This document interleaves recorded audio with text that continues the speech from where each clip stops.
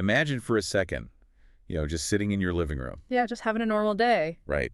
You're reading, maybe sipping some tea, and suddenly, boom, your front door gets kicked in by the police. Which is terrifying. Oh, absolutely. And you're dragged away, all your devices are confiscated, and you eventually get sentenced to nearly 2 years in a prison cell. A nightmare. Right. And you'd be sitting there thinking, like, what did I do? Did I don't know, write some treasonous manifesto? Did I plot a rebellion? You'd assume it has to be something major. Exactly. Yeah. But no, you are going to prison for casually clicking retweet on a social media post years ago to an audience of basically 0 people. Yeah, it's really hard to wrap your head around. And imagine that when you finally get to court, you don't just defend yourself with like standard legal statutes. You defend yourself using quantum physics, the butterfly effect, and complex network theory. I mean, it sounds like the plot of a dystopian sci-fi novel, right? But we actually have the paper trail proving this is a very real, highly documented event. We do. So welcome to today's deep dive. Today's mission is to unpack this incredibly bizarre, frankly mind-bending legal case out of China. It's a fascinating one. It really is. And we are diving into a thick stack of documents today. We've got the actual legal case files. We have a blood letter of defense written from a prison cell by a man named Dr. Chen Jingyuan. Which is an incredible document on its own. Oh, for sure. And remarkably, we also have 6 different highly detailed analyses of this exact case conducted by leading AI models. Right, which is such a unique angle. Yeah, we're talking ChatGPT, Copilot, DeepSeek, Gemini, Grok, and Quinn. All of them essentially taking the stand to evaluate what happened here. And honestly, seeing how these different artificial intelligences independently process these human legal contradictions, it's just as fascinating as the trial itself. Absolutely. Now, before we jump in, just a quick note to you listening. These sources do contain politically charged content regarding the Chinese Communist Party, its legal system, and specific political figures. So we need to be clear. We are entirely impartial here. We are never taking sides. We are not endorsing any of the viewpoints, politics, or actions described in these documents. Our only goal is to report the factual content provided in the source material and convey the ideas contained within it. Yeah, the goal today is really just understanding the mechanics of this case, looking at the logic and the structural failures, definitely not judging the politics. Exactly. So let's look at the basic facts. We need to set the stage here. Who exactly is Dr. Chen Jingyuan? And why did the police feel the need to break into his home? Well, the setting is Kunming, China in September of 2022. And the first thing to know is that Dr. Chen Jingyuan is not a political activist, like by any stretch of the imagination. Not at all. No. He is a highly educated, independent scholar. He holds a PhD in physical sciences. His career has actually spanned decades of research into nonlinear complex systems, artificial intelligence, astrophysics, even advanced weapons systems. Wow. So he's like a hardcore scientist. Exactly. A hardcore scientist who eventually just moved back to his rural hometown to care for his elderly parents and, continue his independent research in peace. Right. But that quiet academic life gets completely shattered when the police raid his home. Yeah. They confiscate his phones, his computers, even an old discarded hard drive, I think, and force him to hand over all his passwords. And the crime they're investigating. It's that between 2019 and 2022, Dr. Chen used a VPN to bypass the Great Firewall and retweet content on Twitter. Which leads us to the charge, because they eventually land on this major criminal offense to prosecute him called picking quarrels and provoking trouble. Yeah. Okay, let's unpack this, because to anyone listening, picking quarrels sounds like, I don't know, starting a bar brawl. Yeah, it sounds physical. Right, it sounds like throwing a punch in a parking lot. Yeah. It is really hard to see how clicking a retweet button in your living room translates to physical provocation. Well, the translation happens through a very specific legal mechanism. In the Chinese legal system, picking quarrels and provoking trouble is notoriously referred to by legal scholars as a pocket crime. A pocket crime, meaning like you just reach in your pocket and pull it out when you don't have anything else to use. That is the exact function it serves. It's a catch-all charge. Oh, okay. Authorities often rely on it when the specific, rigorous elements of other crimes like subversion or defamation just aren't met by the evidence. So if they want to get you, but you didn't quite break a specific rule. Exactly. If a citizen's action doesn't neatly fit a defined crime, but the authorities still really want to penalize them, they drop the case into the pocket crime bucket. Wow. In Chen's case, the prosecution claimed that he knowingly spread false information on the internet and that this spreading caused severe public order disruption. Severe public order disruption from a retweet. Yeah, and he was ultimately sentenced to 1 year and 8 months in prison based on that specific claim. I mean, claiming a retweet caused severe public order disruption is a massive accusation. Like, if you or I retweet something, we expect maybe a couple of likes, not the collapse of civic stability. Right. And this is the point where Dr. Chen's defense becomes kind of legendary, honestly, because the prosecution built their case on the idea of severe systemic disruption. So Chen decides to fight back using the actual science of how systems get disrupted. It's brilliant. He brings his entire professional background to bear. Chen didn't just, argue the legal definitions. He completely dismantled the prosecution's premise using his expertise in nonlinear complex systems. Right, because he brings the data. First, just the basic stats of his Twitter account. According to the case files, Dr. Chen had fewer than 100 followers. Yeah, barely anyone. And he notes that most of those were likely zombie accounts, just bots or inactive users. And over a period of 20 years on social media, his total retweets numbered under 100. 20 years. Less than 100 retweets. Exactly. And the interaction on those retweets was zero. No likes, no comments, no retweets of his retweets. A complete digital ghost town. Right.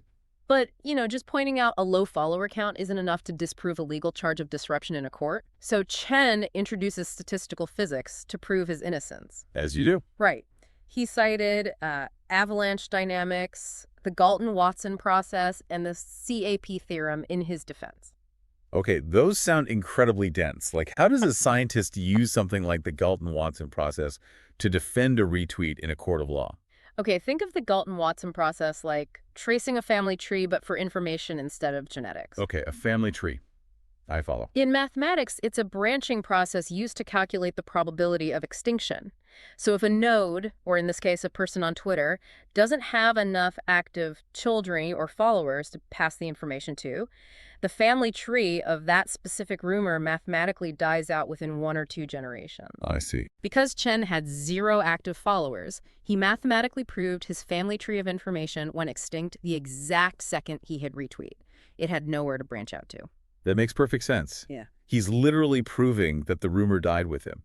But what about avalanche dynamics? Because the prosecution is basically saying his retweet caused an avalanche of public disruption. Right. To disprove that, Chen used the famous Bachteng-Weisenfeld sand pile model. Okay, what is that? Imagine you are dropping grains of sand onto a pile. An avalanche only occurs if the pile has already reached a critical state, like a specific steep angle where just one more grain causes a collapse. Right, like it's already teetering. Exactly. Chen argued to the court that the internet is a complex, scale-free network. In the architecture of the system, he is what network scientists call an edge node. He's out on the absolute furthest, weakest fringes of the network, far away from any critical cluster of users. So he's not dropping sand on a steep pile. He's dropping a grain of sand onto like a flat table. Yes. Being out on that fringe changes the physics of the situation entirely. Because he's an edge node operating in what physicists call a deep subcritical zone, any tiny disturbance he creates is immediately absorbed and neutralized by the network's massive background dissipation mechanisms. Dissipation mechanisms? You mean like the algorithms? Yeah, the algorithms filtering content, the sheer volume of other global data, the total lack of network connections, they all act as a dampener. He argued that it is mathematically and physically impossible for a zero-engagement edge node to trigger a systemic avalanche. Man, to put that in perspective for you listening, it's like the police knocking on your door and accusing you of causing global warming just because you exhaled carbon dioxide in your backyard. That is a perfect analogy. Right, like, yes, you technically exhaled CO2, but it's a fundamental misunderstanding of scale. You are one human. The Earth's atmosphere is way too vast for your single breath to tip the global climate scale. What's fascinating here is how Chen essentially takes a concept we all know, the famous butterfly effect, and forces the court to look at the actual math behind it. Yeah. The prosecution acts as if Chen's retweet is a butterfly flapping its wings in Brazil and causing a hurricane of public disruption in Texas. But Chen proves through physics that the butterfly effect only happens under highly unstable critical conditions. In his subcritical environment, the mathematical probability of his retweet causing a storm is exactly 0. 0. And this scientific defense, I mean, it completely destroys the prosecution's argument of public disruption. Mm. The math objectively proves he didn't disrupt anything. It really does. So faced with that, the court has to pivot. They abandon the physical impact of the retweet entirely, and they focus purely on his subjective intent. And that court pivot introduces a massive structural contradiction into the trial, which, by the way, became the primary focus of all 6 AI models when they analyzed the case files. Yeah, let's get into the AI analysis, because the court ruled that since Dr. Chen has a high education level, he holds a PhD, he should have known that the posts he was retweeting were false and insulting to the national leadership. They essentially weaponized his education against him as proof of malice. Exactly. But the paradox really crystallizes in the interrogation room, right? It does. According to Chen's blood letters from prison during the interrogations, a prosecutor aggressively berated him. The prosecutor called him a traitor and used a highly specific political idiom, accusing Chen of eating party food and smashing the party pot. Eating party food and smashing the party pot, meaning like you're supposedly benefiting from the Chinese Communist Party's resources, but you're turning around and attacking it. It's a direct accusation of disloyalty. Right. But the massive paradox that Chen points out, and which the AI models immediately flagged, is that Dr. Chen Jingyuan is not a member of the Chinese Communist Party. Wait, he's not? No. He has never joined the CCP. He never even joined its youth organizations. He is simply an independent citizen. Oh, wow. So when AI models like Quen, which, was actually developed in China, and ChatGPT reviewed this interrogation, they identified a strict structural separation in Chinese governance that the prosecutors just completely ignored. Exactly. They identified what philosophers and logicians call a category error. A category error. Yeah. The AI consensus highlighted that party discipline, the internal rules demanding loyalty, forbidding insults to leadership, prohibiting smashing the party pots, that is a rule book explicitly written for CCP members. It governs the conduct of the party itself. Okay, follow. But national law, specifically the criminal code used to send people to prison, applies to all citizens universally. Right. You cannot substitute one for the other in a courtroom. Legally speaking, it's a fundamental violation of jurisprudence. By applying CCP internal party rules to a non-party citizen in a criminal trial, the law enforcers erase the boundary between party bylaws and state law. Yeah. A crime and its punishment must be explicitly defined by the state's criminal code, not by the internal disciplinary expectations of a political party. I mean, just imagine standing in front of a judge, facing actual prison time, and having your sentence handed down based on the bylaws of a private club you never even joined. Right. It's like going to state penitentiary because you violated the dress code at a country club you aren't even a member of. That's exactly what the AI models pointed out. And if the internal party rules fundamentally don't apply to Dr. Chen, it begs an obvious question. Who do they apply to? Oh. The AI models realize those rules applied directly to the people sitting across the interrogation table. The judges and the police, because they are party members. Exactly. Which means the AIs turned their analytical lens away from the defendant and onto the law enforcers themselves. Models like Gemini and Copilot highlighted a specific phenomenon in Chinese political culture called low-level red, high-level black. Okay, low-level red, high-level black. So red usually symbolizes loyalty to the party, while black symbolizes something detrimental or damaging, right? Yeah. So how do those combine into one concept? Do the prosecutors actually break their own rules by trying to enforce them? They did. Low-level red, high-level black describes actions by officials that seem hyper-loyal on the surface.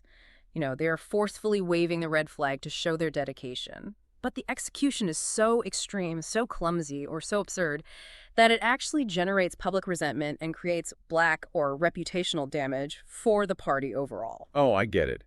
By overreacting to a scientist with 0 followers, the police were being low-level red.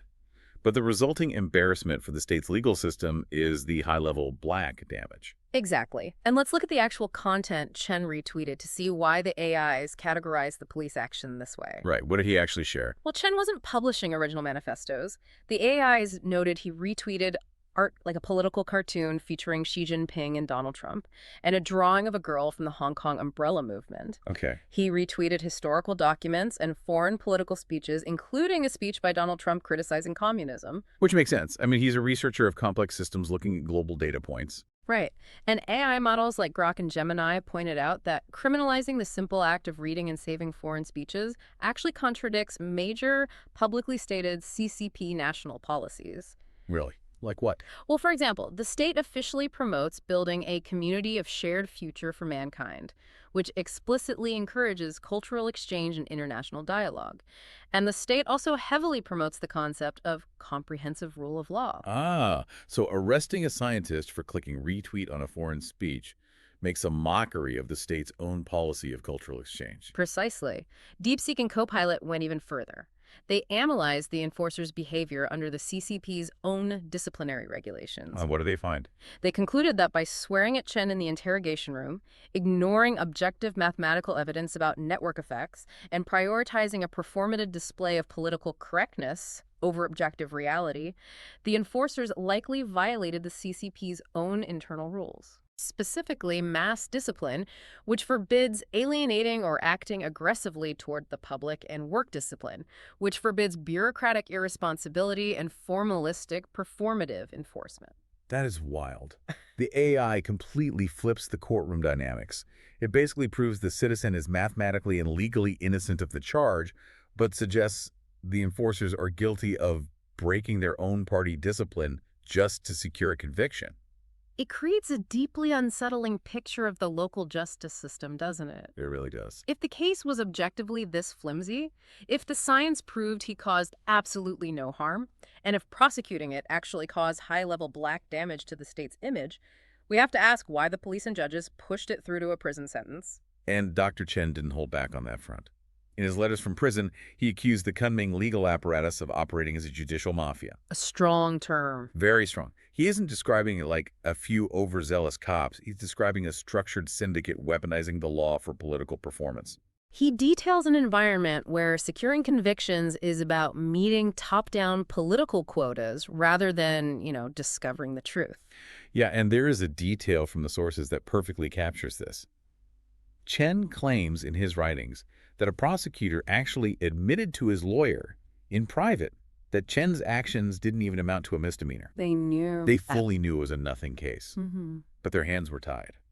According to Chen, the prosecutor explicitly stated that upper leadership had given special instructions regarding this exact case. The instruction was that they must make this an ironclad case. They were told to metaphorically put him to death, meaning secure a criminal conviction at all costs, regardless of the facts. Which is, if we connect this to the bigger picture, it's a collision. You've got your permanent digital footprint on one side, every cached image, every forgotten retweet from years ago just sitting in the dark. Crashing headfirst into a rigid bureaucracy that only cares about meeting its top-down political quotas. The facts don't matter, the physics of the network don't matter, the quota just needs to be fed. Exactly. This case is a blueprint for what happens when the digital tools we use every day intersect with an unyielding political machine. The AI models vindicated Chen because they stripped away the political pressure. They proved the true disruption of public order didn't come from a scientist clicking a button.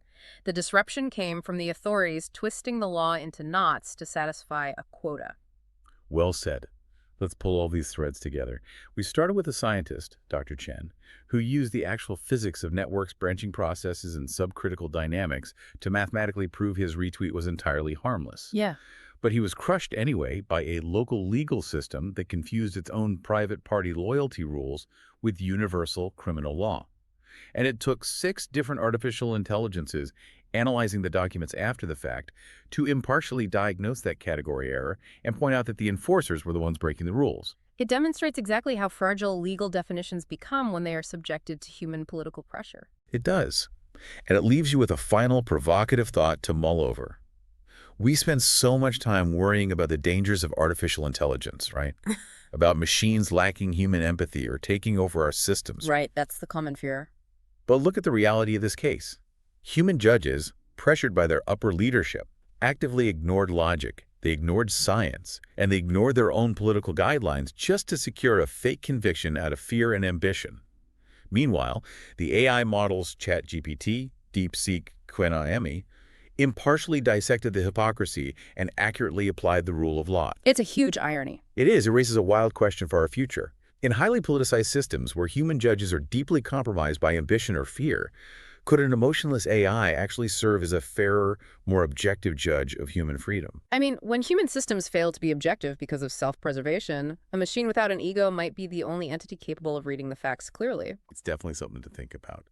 Thank you so much for joining us on this deep dive. It's been a fascinating look at the intersection of law, science, and the systems that govern us. We'll catch you next time.